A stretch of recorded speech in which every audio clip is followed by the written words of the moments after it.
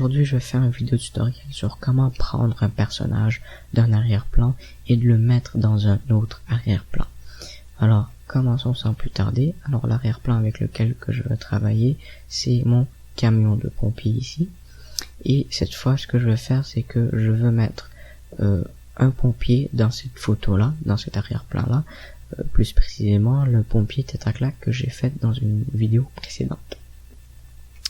Alors ici, on va aller dans Fichier, Importer, et je vais prendre mon pompier tête à claque et je vais l'importer. Là, très important de sélectionner le calque avec lequel on travaille.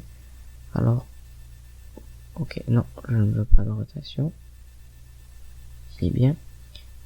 Là, je peux déplacer mon calque. Je crois qu'il est un peu croche, alors on va juste le mettre à l'endroit. Voilà. Et là, je peux modifier la taille en étirant l'un de ces quatre côtés. Alors là, puisque ce pompier il n'a pas de jambes complètes, ce que je veux, moi, non, commande Z. Oui, commande Z. Ok. Puisqu'il n'a pas de jambes complètes, ce que je veux, c'est que je veux mettre ce pompier dans le camion de pompier. Ici, je veux qu'on voit seulement une partie du pompier, comme on verrait un pompier normalement. Alors, ce que je vais faire, c'est que je vais prendre ma tête à claque et je vais réduire la taille de mon pompier jusqu'à temps que j'ai la portion que moi je veux voir. Ce qui veut dire une partie des épaules. Je vais aussi agrandir. Oui, je veux appliquer cette transformation. Je vais agrandir pour vous montrer plus en détail. Alors, moi, normalement, ce qu'on verrait dans cette photo, ça serait les épaules, à peu près jusqu'à la bande ici, où je suis en train de bouger ma souris. Alors, je vais prendre la photo et je vais la réduire. Et là, normalement, c'est à peu près ce que je verrai. Bon, je pourrais agrandir un peu ma photo. En fait, je vais la réduire. Ça dépend vraiment de ce que vous voulez montrer. Moi, je trouve que ça serait à peu près ça ce que je verrais dans ma photo. Alors ça, c'est parfait. Là, ce que je vais faire, pour faire en sorte que mon pompier soit à l'intérieur de mon camion, je veux effacer ce qui est à l'extérieur de mon cadran. Mon cadran, c'est quoi? C'est ma fenêtre. Tout ce qui est à l'extérieur de la fenêtre doit disparaître. Alors, premièrement, sélectionner notre couche du pompier. Pour savoir ça, je peux masquer et savoir, bon, cette couche-là, c'est mon pompier. Cette couche-là, c'est mon camion de pompier. Et je vais prendre mon efface. Et cette fois, juste l'efface ordinaire. Et je vais simplement, oui, je veux simplifier la résolution. Et je vais simplement effacer. Je vais aussi augmenter ma zone de travail pour voir si ce que j'efface a de l'allure ou non.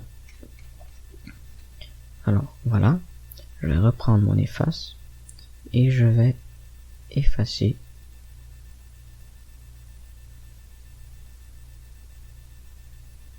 les sections qui sont en train de sortir de ma fenêtre. Alors, c'est vraiment jusqu'ici. Et là, ici, il y a son bras aussi un peu, qui est en train de sortir. Alors, là, maintenant, la photo, elle commence à avoir un peu d'allure. Et là, c'est vraiment, la photo fait du sens. Vous voyez?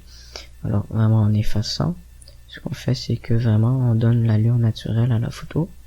Et vraiment, mon pompier est vraiment, qu'est-ce qu'on dit, à l'intérieur du camion. Alors, juste effacer un petit peu la bande noire ici, pour que cette bande noire soit visible, parce que la bande noire ici, c'est, qu'est-ce qu'on dit, le cadre de notre fenêtre. Ici, un peu le rouge aussi. On peut se permettre de l'effacer un peu. Mais je trouve que c'est assez et qu'on n'a pas besoin d'aller plus en profondeur. Et maintenant, on va voir le résultat final en l'adaptant à l'écran. Et voilà, on a notre pompier qui est assis dans son camion de pompier. Alors là, je peux prendre mon outil de déplacement. Et ce que je peux faire, je peux prendre mon pompier et je peux faire quelques réglages. Par exemple, modifier le style de calque. Alors, il y a par exemple l'ombre que je peux jouer avec ça. Alors, la taille de l'ombre, l'opacité de mon ombre et la distance de l'ombre. Alors ici, il n'y a pas vraiment d'ombre, alors on va oublier ça. La lueur.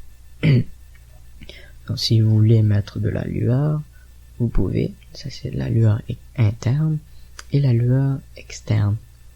Si vous voulez que votre pompier brille, vous le pouvez.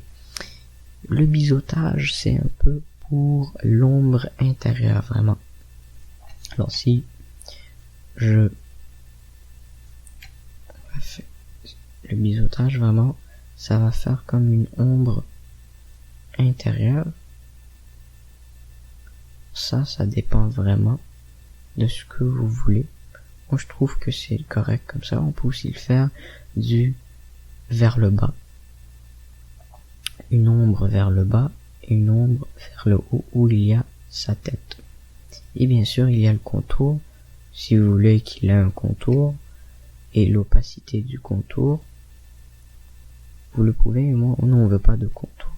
Un peu du biseautage, on pourrait en mettre un peu. Ici, ça nous indique l'angle de l'éclairage. Ça nous dit que l'éclairage, le personnage est éclairé à 30 degrés. Et voilà, on peut appliquer les changements et c'est tout. Voilà comment on fait pour mettre un personnage dans un autre arrière-plan. Maintenant, comme la dernière fois, on va fusionner les calques visibles. Alors, bouton droit de la souris sur n'importe quel calque, fusionner les calques visibles, ça nous donne une image et toujours fichier, enregistrer sous, OK, et l'enregistrer en PNG sur le bureau et enregistrer OK. C'est tout pour aujourd'hui et à la prochaine.